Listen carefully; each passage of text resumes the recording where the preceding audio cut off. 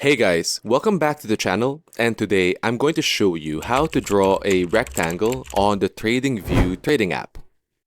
Now first things first, I want you to go to your TradingView account, make sure you've signed up and logged in into tradingview.com, and then go ahead and select any currency or trading stock you wish to view.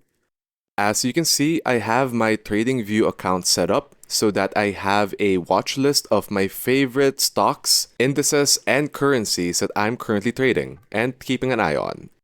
For today, we're going to focus on the Apple stock with the ticker symbol AAPL. Make sure to familiarize yourself with some of the features of the TradingView app, like zooming in and out while holding control.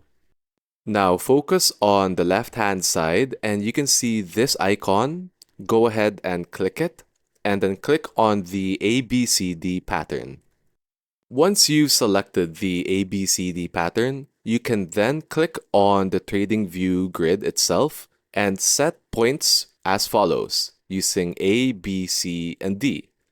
As you can see, you can freely adjust and move these points as you wish. But for now, we're going to focus on making a rectangle just to focus on certain stock indices.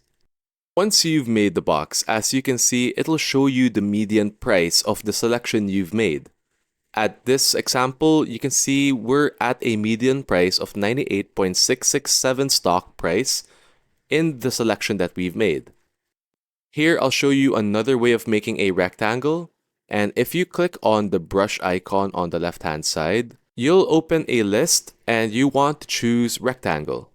After selecting rectangle, you can now make a selection box the same way you did using the dots, the ABCD graph. And there you go, you've made another selection. As you can see, you can also edit this, the color, the line width, the pixel count, etc. You can even save this selection box as a template for future use. And that's it. You now know two ways of making a rectangle selection box using TradingView. If you have any other comments, inquiries, or questions, feel free to leave them in a comment down below. That's all for now. Don't forget to like, share, and subscribe this video if you learned something new. We'll see you in the next one.